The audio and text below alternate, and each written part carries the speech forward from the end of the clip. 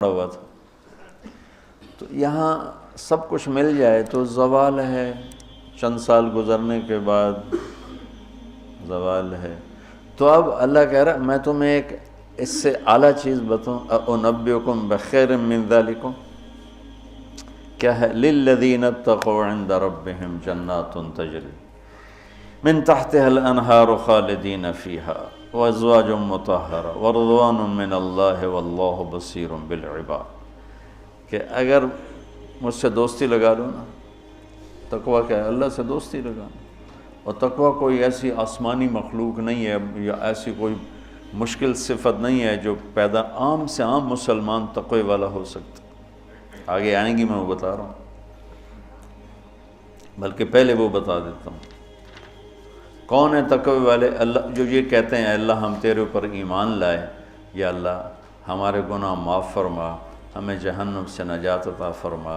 اور تقوی والے کون ہوتے ہیں؟ جو صبر کرتے ہیں، جو سچ بولتے ہیں، جو عبادت کرتے ہیں، جو خرچ کرتے ہیں اور جو تہجد پڑھتے ہیں۔ لو یہ 4-5 باتیں ہیں، یہ کر لو تو آپ تقوی والے ہو۔ تو اس پر ملنے والا کیا ہے؟ جنات تجری من تحتها الانہار۔ انسان جب سے پیدا ہوا ہے اور جب سے پروان چڑھ رہا ہے اور نسل در نسل آئیڈیل لائف کی تلاش میں، 18ویں صدی میں جب سائنس نے ایک دم آنکھیں کھولی اور انسان نے کائناتی علم دریافت کیے، تو ایک شور اٹھا کہ اب خدا کوئی نہیں ہے، اللہ کوئی نہیں ہے۔ یہ سارا سسٹمیٹک سسٹم ہے۔ تو ہم نے مادی طاقتوں کا راستہ دیکھ لیا ہے، ہمیں کسی خدائی جنت کی ضرورت نہیں، ہم دنیا کو جنت بنا دیں گے۔ یہ 18ویں صدی میں بہت انکار، اللہ کے انکار کی بہت ہوا چلی۔ پھر انسانی علم خود یہاں تک پہنچا کہ نہیں، اللہ کے انکار کے بغیر کائنات کا کوئی نہ سر ہے نہ پیر ہے، نہ توجیہ ہو سکتی ہے، نہ کوئی اس کے کسی سوال کا جواب ہو سکتا ہے۔ لہذا ایک خالق ضرور ہے جس نے اس کائنات کو پیدا کیا ہے۔ تو انسان، اچھا ایک بات پہلے میں جو میڈیکل سائنس کہتی ہے کہ انسان اپنے ذہن میں کبھی بھی ناممکن کی تمنا نہیں کر سکتا۔ آپ کو کسی ان پڑھ سے ان پڑھ، ایک چھوٹی سی مثال، کدی 2 تے 2 5 ہو جان، کسی کو یہ تمنا کرتے دیکھا کدی 2 تے 2 5 ہو جان۔ ایک چھوٹی سی مثال عام فہم دی ہے، اس کو پھیلا دو۔ انسان کا کمپیوٹر ناممکن کو نہ سوچتا ہے نہ تمنا کرتا ہے، اندر وہ چیز جاتی نہیں، ناممکن کی تمنا نہیں پیدا ہوتی۔ پھر یہ زندگی کیوں چاہتا ہے؟ یہ کیوں چاہتا ہے موت نہ آئے، موت نہ آئے، موت نہ آئے؟ یہ کیوں چاہتا ہے جبکہ ناممکن کی تمنا اندر نہیں پیدا ہوتی؟ یہ مستقل صحت کیوں مانگتا ہے، لمبی عمر کیوں مانگتا ہے، ہر وقت کی جوانی کیوں مانگتا ہے، ہر وقت کی خوشی کیوں مانگتا ہے، جبکہ یہ ساری چیزیں ناممکن ہیں۔ اس جہان میں ہر وقت کوئی خوش نہیں رہ سکتا، ہر وقت کوئی صحت مند نہیں رہ سکتا، مستقل کوئی زندہ نہیں رہ سکتا۔ پھر یہ ساری خواہشیں جو ابھرتی ہیں یہ بھی بتلاتی ہیں کہ کوئی جہان ایسا چھپا ہوا ہے جہاں زندگی ہے، موت نہیں، آئیڈیل لائف ہے اور کوئی دکھڑا نہیں۔ یہ خود، یعنی میں آپ کو سائنس کے لحاظ سے بات بتا رہا ہوں، اس کی ہمیں ضرورت کوئی نہیں، لیکن ابراہیم علیہ السلام نے کہا تھا وَلَٰكِن لِيَطْمَئِنَّ قَلْبِي، کہ دل کے اطمینان کے لیے یہ بھی ایک دلیل ہے عقلی اور سائنسی کہ انسان ناممکن نہیں سوچتا۔ تو پھر کیوں سوچتا ہے جوان رہوں، خوشیاں دیکھوں، غم نہ دیکھوں، موت نہ دیکھوں، عالی شان گھر ہو، عالی شان سواری ہو؟ یہ کیوں دیکھتا ہے کہ ایک جہان موجود ہے جہاں یہ عالی شان زندگی موجود ہے۔ وہ کہاں ہے؟ عند ربہم، وہ اللہ کے پاس۔ جنت کہاں ہے؟ 7ویں آسمان اس کی بیس ہے، 7واں آسمان، اور 7ویں آسمان سے بنتی ہے اور یوں اوپر جاتی ہے۔ تو ایسا نہیں کہ وہ بلڈنگ اوپر جاتے جاتے جاتے عرش سے مل گئی، وہ بیچ میں سپیسز ہیں، یہ ایک جنت ہے، پھر ایک یہ ہے، ایک یہ ہے، ایک یہ ہے، ایک یہ ہے۔ عرش کے ساتھ جا کر جو جنت مل گئی ہے کہ اللہ کا عرش اس جنت کی چھت بن گیا ہے، وہ ہے جنت الفردوس۔ ان الذین آمنوا وعملوا الصالحات کانت لهم جنات الفردوس نزلا اولئک هم الوارثون یرثون الفردوس۔ تو فردوس اعلیٰ جنت ہے۔ اللہ نے ساری جنتوں کو بنایا کن مطلب اللہ کو کن، اللہ کوئی بیٹھا کن نہیں آکھی جاندہ، یہ صرف ہمیں سمجھانے کے لیے ہے، اللہ کو تو کن کہنے کی بھی ضرورت نہیں ہے، لیکن میرے نبی کا فرمان ہے باقی ساری جنت بنی میرے رب کے امر کے ساتھ، اور جنت الفردوس کو اللہ نے بنایا اپنے ہاتھوں کے ساتھ۔ تو یہ دنیا اللہ نے جس دن بنائی ہے، جس دن، اس سے لے کر آج تک اس کو ایک دفعہ بھی محبت سے نہیں دیکھا، اور جنت الفردوس کو جس دن بنایا ہے اس دن سے لے کر آج تک روزانہ دن میں 5 دفعہ رحمت کی نظر ڈالتا۔ اور جنت الفردوس کو ہاتھوں سے بنایا ہے تو وہ کیا چیز بنی ہوگی؟ ہاتھوں سے بنایا ہے، وہ کیا چیز بنی ہوگی؟ جس دن بنایا تھا اس دن سے لے کر آج، اور آج سے جس دن اس میں جانا ہے، آنے والا زمانہ بھی موجود ہے، گزرا ہوا زمانہ کوئی 25 ارب سال ہے، 30 ارب سال ہے اس کائنات کو بنے ہوئے، تو اگر اسی عدد کو لے لیں تو میرے نبی کا فرمان ہے کہ اللہ جنت الفردوس کو روزانہ دن میں 5 دفعہ اس کا میک اپ کرتا ہے۔ پہلے سے 5 دفعہ جس چیز کا میک اپ ہو وہ کیا چیز بنے گی؟ اچھا یہ تو دنیا ہے نا، چھوٹی چیز ہے، اس کا تو زیادہ میک اپ ہو نہیں، اس مسجد کا ہم میک اپ شروع کریں تو یہ چھوٹا سا حال ہے، سال 2 سال 3 سال میں ہم دنیا کے تارے توڑ کے لے آئیں، تو بھی چند سال کے بعد کوئی جگہ ہی نہیں ہوگی بھی اب کہاں کیا چیز رکھیں۔ میں اس پہ حیران ہوتا ہوں، ایک لڑکی دلہن بن رہی ہے نا، تو وہ پارلر پہ اسے 1 گھنٹہ 2 3 4 5 6 7 8 لگا لو، اس کے بعد وہ کیا کریں گے؟ منہ ایڈا سارا، تو اب اس کے اوپر پورا ڈبہ تو نہیں ڈال دیں گے پاؤڈر کا، یا ساری سرخی اس کے منہ پہ مل دیں گے، تو وہ تو بھوتنی بن جائے گی بجائے دلہن میں۔ تو ایک لڑکی ہے، ایک لڑکا ہے، ایک گھر ہے، اس کی ڈیزائننگ ہے، اس کا میک اپ ہے، کسی کو چند گھنٹے لگیں گے، کسی کو چند سال لگیں گے، اور پھر ختم، کہ بس اس سے زیادہ نہیں ہو سکتا ہے۔ لیکن میں جب بھی سوچتا ہوں میں گم ہو جاتا ہوں، حیرت میں گم ہو جاتا ہوں کہ اللہ نے جنت الفردوس کی ہر چیز، تم نوجوان بیٹھو، حور ہی کہہ دیتا ہوں، جنت کی حور کو اللہ نے پیدا کیا امر کن، باقی جنتیں، اور جنت الفردوس کی حور کو پیدا کیا اپنے ہاتھوں سے پیدا کیا۔ تو کن اور حادثے کا کتنا فرق ہے۔ پھر جس دن پیدا کیا تھا اس دن سے لے کر آج کتنے سال ہو چکے ہیں؟ 30 ارب سال سے روزانہ پہلے سے 5 گنا زیادہ اللہ اسے خوبصورت کر دیتا۔ تو کیا کرتا ہے؟ اور اس کے اندر میک اپ کو قبول کرنے کی کتنی کیپیسٹی ہے، کتنی طاقت ہے کہ وہ روزانہ پہلے سے 5 گنا زیادہ خوبصورت ہوئی جا رہی ہے۔ اس کی ایک چارپائی لے لو، ایک کرسی لے لو، ایک پتا لے لو، ایک تنکا لے لو، ایک مور لے لو، ایک کبوتر لے لو، ایک پانی کا دریا لے لو، شراب کا جام لے لو، سراہی لے لو، بستر لے لو، پردہ لے لو، پلنگ لے لو، گھوڑا لے لو، کوئی چیز جنت کی لے لو، ہرن لے لو، مور لے لو، کوئی چیز، ہر چیز کو اللہ پہلے سے 5 گنا زیادہ حسین، آج 5 دفعہ مکمل ہو گیا، کل آئے گا پھر 5 دفعہ پہلے سے زیادہ حسین۔ 30 ارب سال سے جس چیز کا میک اپ ہو رہا ہو، اور آئندہ زمانوں میں بھی اس کا ہونا ہی ہے، اور میک اپ کرنے والا بھی اللہ ہو تو وہ کیا چیز بنے گی؟ کیا چیز ہو؟ اور دنیا کو جنت بنا بھی لو تو موت کا کیا کرو؟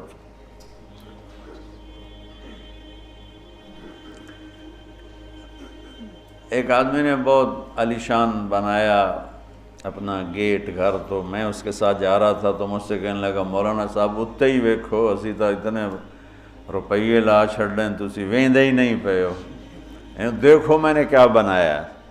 تو مجھ سے کہنے لگا مولانا صاحب اتنا ویکھو تو میں کتنے پیسے لائیں تے کی بنا دیتا ہے۔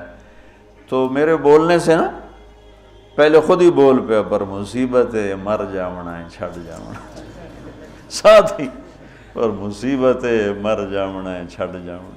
میں کہا بھائی ہون دس تو آپ ہی دس دیتا ہے، میں انہوں ویک کی کرنا؟ تو کیا علاج کریں؟ نوشیروان کے پوتے خسرو پرویز نے محل بنایا 11,000 پلر پر، 11,000 ستونوں پر محل بنایا، اور 10 سال نہیں رہ سکا اس میں، اور وہ محل زیر و زبر ہو گیا۔ کیسر نے شکست دی اور محل کو آگ لگا دی۔ عبد الرحمن ناصر اموی بادشاہ نے اسپین میں محل بنایا 4,316 پلر اور برج، اور 25 سال صرف اس میں رہا، اور جا کے اسی قبر میں گر گیا جس قبر میں غریب جا کے گرتا ہے۔ آج اس محل کے کھنڈر میں دیکھ کر آیا ہوں قرطبہ میں کہ کیا وہ شان و شوکت 300 ہجری میں بننا شروع ہوا، اور 1,000 خچر سامان ڈھونے کے لیے اور 10,000 مزدور مستری راج اس پہ کام کرنے کے لیے، چونکہ اس مینول کام تھا سارا، مشینی کام تو تھا نہیں، اور پوری دنیا سے سونا چاندی ہیرے لائے گئے، اور مختلف جگہ پہ پارے کے تالاب بنائے گئے سورج کی گردش کو سامنے رکھ کر، کہ پارا چونکہ ٹکتا نہیں، یوں کرتا ہے یوں کرتا ہے، تو سورج کی شعائیں اس پر پڑتی، اور جب وہ پارا ڈانس کرتا تو شعا بھی ڈانس کرتے ہی اوپر جا کے محل پہ پڑتی، تو پورا محل یوں رقص کرتا ہوا نظر آتا تھا، یوں سارا محل جھومتا نظر آتا تھا۔ اتنا اس اللہ کے نیک بندے نے تباہ کیا پیسہ قوم کا، اور ٹوٹل 25 سال، اب 350 میں وہ مر گیا، اور اس کی سوانے میں لکھا ہے 50 سال میں نے حکومت کی اور ہر دشمن کو زیر کیا، لیکن میں نے اپنی خوشی کے دن گنے 50 سال میں تو صرف 14 دن تھے، صرف 14 دن۔ تو اب اس کا کیا علاج ہے کہ آپ نے سب کچھ بنا لیا، موت کو بھگاؤ؟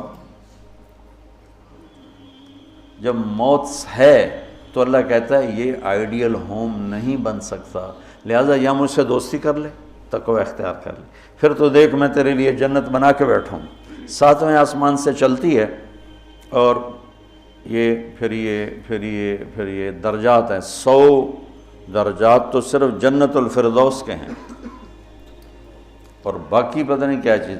اچھا 7ویں آسمان پہ یہ اس کی 7واں آسمان اس کی بیس ہے، اور پھر 7ویں آسمان سے باہر نکل گئی، جیسے ہم وہ لوہا ڈال کے اور آگے شیڈ بنا دیتے ہیں، نیچے کوئی ٹیک نہیں ہوتی لیکن لوہے کے سریے ڈال کے شیڈ بنا دیتے ہیں، جنت کو اللہ تعالیٰ نے 7ویں آسمان سے یوں باہر نکالا ہے۔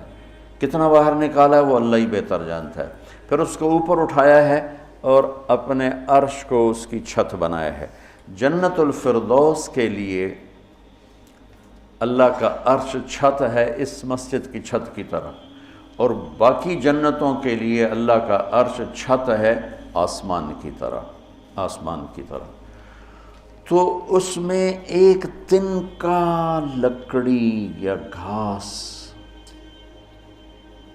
وہاں کا تنکا بھی سونے چاندی سے بنا ہوا ہے، یہاں کے درخت لکڑی کے۔ ایک کہنے لگا سونے چاندی سے پھل کیسے آئے گا؟ میں نے کہا لکڑ تو پھل کیوں آ جاتا، یہ کوئی ہے عقل میں آنے والی بات کہ لکڑی سے پھل نکل ہے؟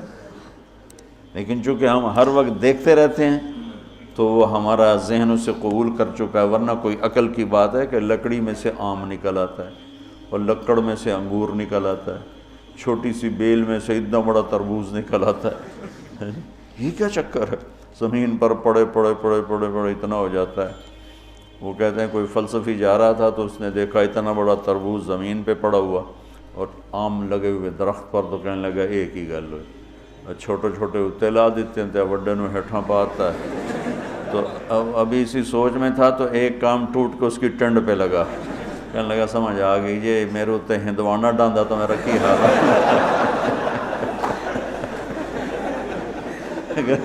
میرے اوپر یہ تربوز گرتا تو میرا کیا حال ہوتا, مجھے سمجھ میں آ گیا.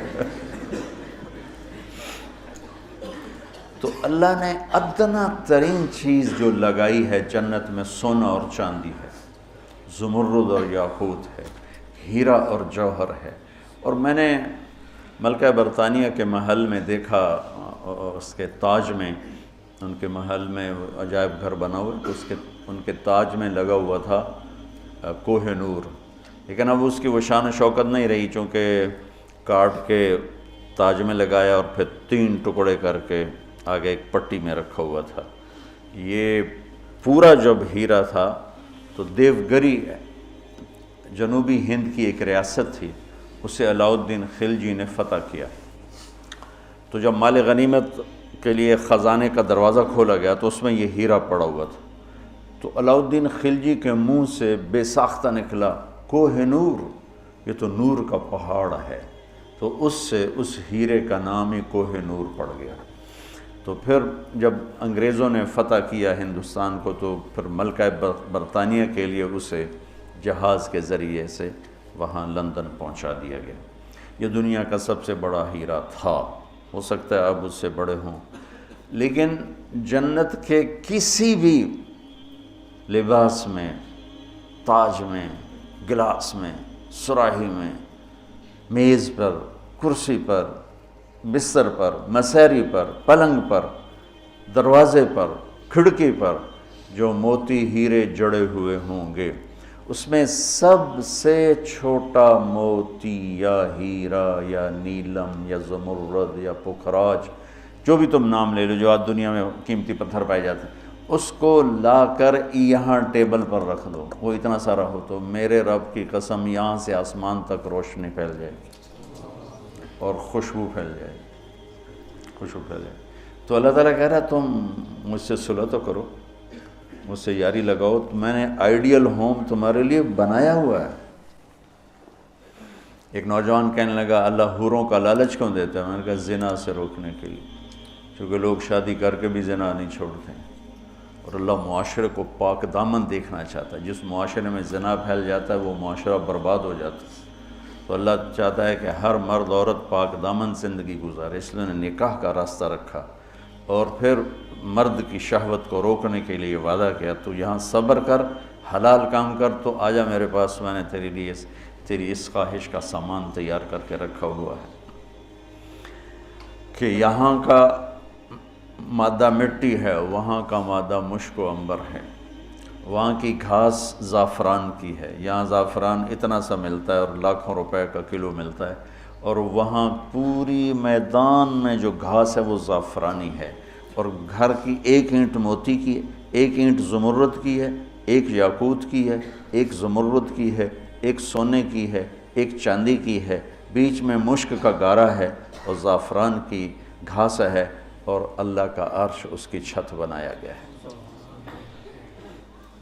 اور وہ اندر بیٹھو تو باہر نظر آتا ہے, باہر بیٹھو تو اندر نظر آتا ہے.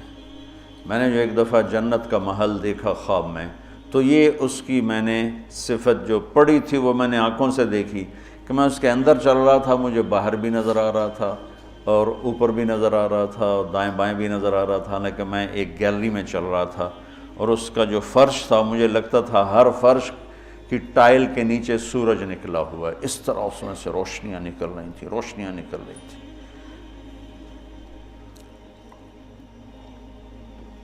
میں حور کو بیان کرتا ہوں جو ابن القیم نے لکھا ہے, لیکن جو میں نے دیکھی ہے وہ میں بیان نہیں کر سکتا.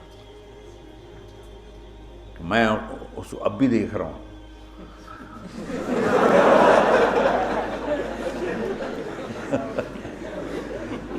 میرے رب کی قسم میں کیسے بتاؤں کہ وہ کیا حسن، کیسے بتاؤں؟ یقین مانو میں کتنا جنت کو بولتا ہوں، اور میں جنت کے حوروں کو بولتا ہوں جو لکھا ہوا ہے، لیکن جو اللہ نے مجھے دکھایا وہ میرے پاس نہ لفظ ہے، اس کی مسکراہٹ ہوئے ہوئے ہوئے ہوئے، اگر وہ دنیا میں ہوتی تو میں تو ویسے مری فوت ہی ہو جاتا۔ اس لیے میرے نبی کا فرمان ہے کہ لولا ان اللہ قضا لأہل الجنت الا يموتوا لماتوا من حسنها وجمالها، اللہ نے جنت کی لڑکی کو ایسا حسن و جمال دیا ہے، اگر موت مرنا گئی ہوتی تو اس کو دیکھ کے آنکھیں برداشت نہ کرتی، کلیجے پھٹ جاتے، مر جاتے۔ تو یہاں کی عورتوں کے لیے بھی بشارت ہے کہ ایمان والی نیک صالح پاک دامن عورت جنت کی اس حور سے 70,000 گنا زیادہ خوبصورت ہوگی۔ 70,000 گنا کا مطلب ہوتا ہے لا محدود۔ ایک دفعہ حضرت ام سلمہ نے پوچھا یا رسول اللہ نساء الدنیا افضل ام نساء الجنہ، دنیا کی عورتیں افضل ہیں یا جنت کی عورتیں؟ آپ نے فرمایا بل نساء الدنیا، ام سلمہ دنیا کی عورت۔ تو انہوں نے کہا یا رسول اللہ وہ کیسے؟ یعنی ہم تو مٹی سے بنی ہیں اور گندگیوں میں بھری ہیں، اور وہ تو مشک عنبر زعفران کافور سے بنی ہیں، پاک پاکیزہ ہیں۔ تو آپ نے فرمایا ام سلمہ بصلاتہن وصیامہن وعبادتہن للہ عز وجل، ام سلمہ یہ ان دنیا کی عورت نماز پڑھتی ہے، روزہ رکھتی ہے، اللہ کی بندگی کرتی ہے، اس وجہ سے اللہ البس اللہ وجوہہن النور، اللہ ان کے چہروں پہ اپنا نور ڈالے گا، وَأَجْسَادَهُنَّ الْحَرِيرُ، اور ان کے جسم کو ریشمی لباس سے سجائے گا، وَأَمْشَاطُهُنَّ الذَّهَبُ، اور ان کی کنگھیاں سونے کی بنائے گا، وَمَجَامِرُهُنَّ الْأُلُوفُ، یہ میں نہیں دکھاتا یہ جو عود ہے الوف، یہ پڑھن ایسا میں بیچارہ ماٹھا عود ہے، وہ تو جنت کا عود ہوگا، مجامر۔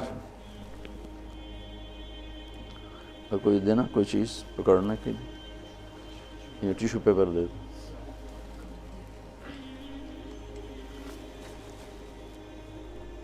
دو۔ اس کو کہتے ہیں مجمار۔ مجمار کا اردو میں لفظ دھونی دینے کی چیز ہے، اس میں مجامر جمع ہے مجمار، کہ اس طرح ان کے سامنے ہوں گے اور اس میں عود جل رہا ہوگا اور اس کی خوشبو پھیل رہی ہوگی۔ یہ دنیا کی عود ہے، ساری مسجد میں خوشبو آتی کہ نہیں آتی؟ مٹھی سی چیز ہے، تو وہ کیا چیز ہوگی؟ اور خوشبو ایک بہت بڑی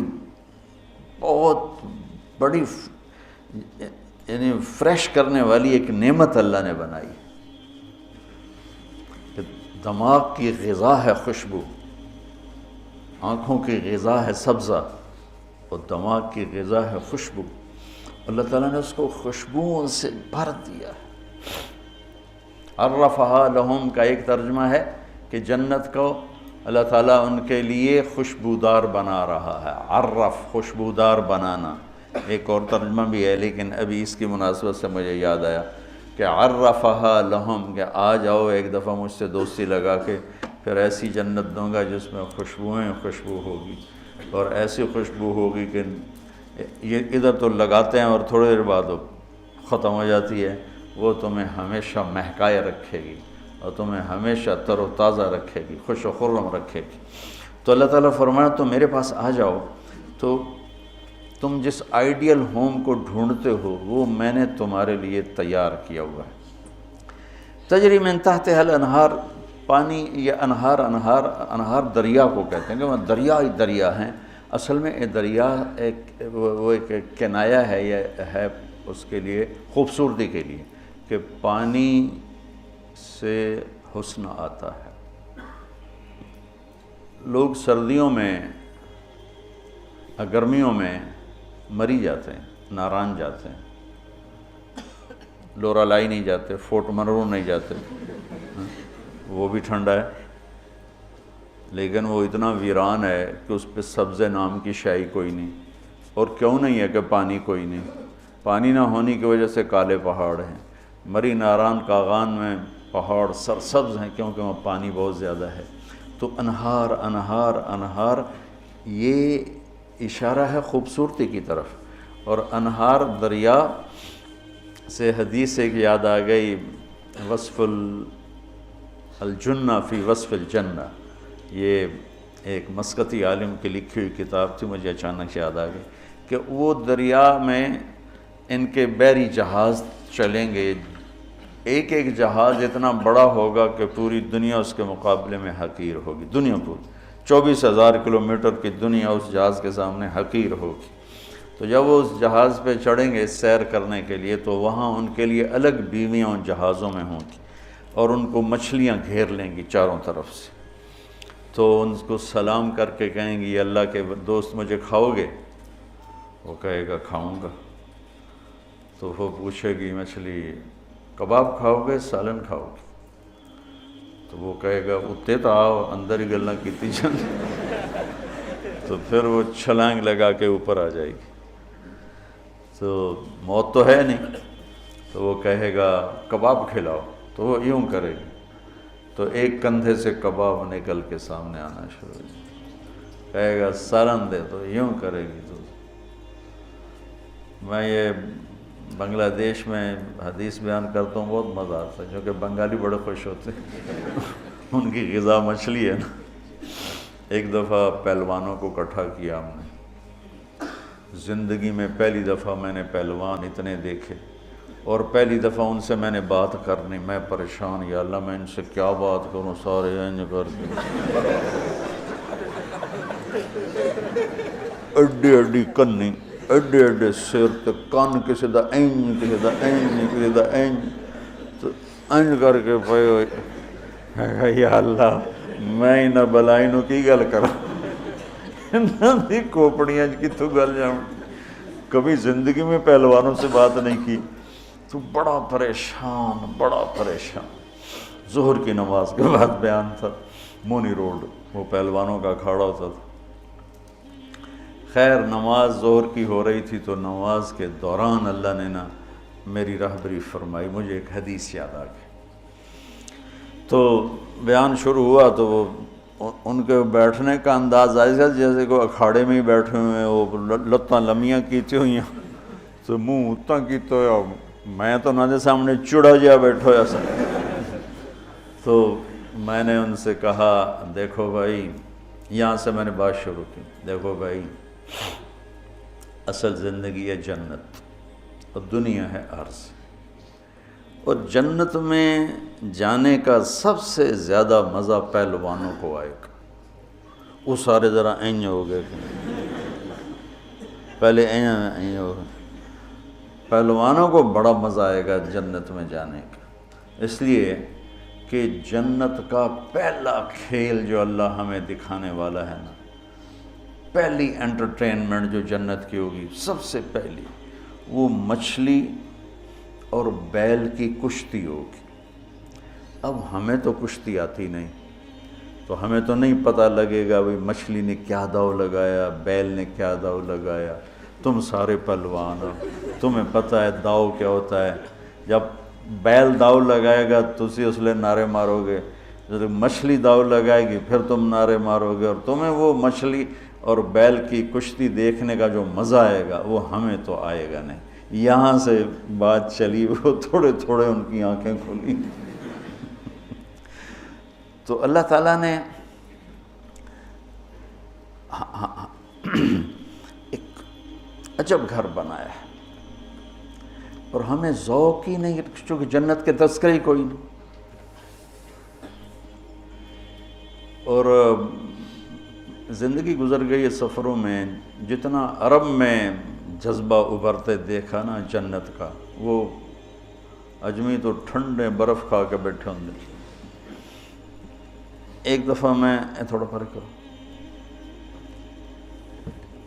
بس میں تھا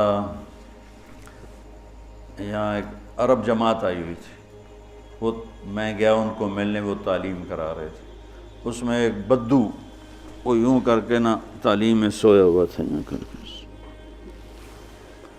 تو انہوں نے مجھے کہا آپ تھوڑی بات کر لیں،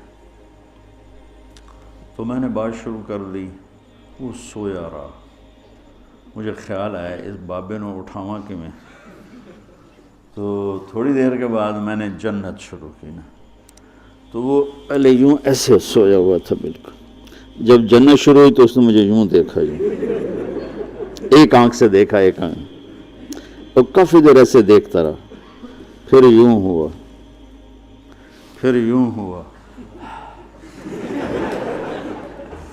وہ پھر ایک دم جمپ لگایا، اور میں نے عینک کھولی نا کہ عینک کیا چیز ہے، تو پھر جمپ لگا کے ناچنا شروع ہو گیا، حور حور حور حور۔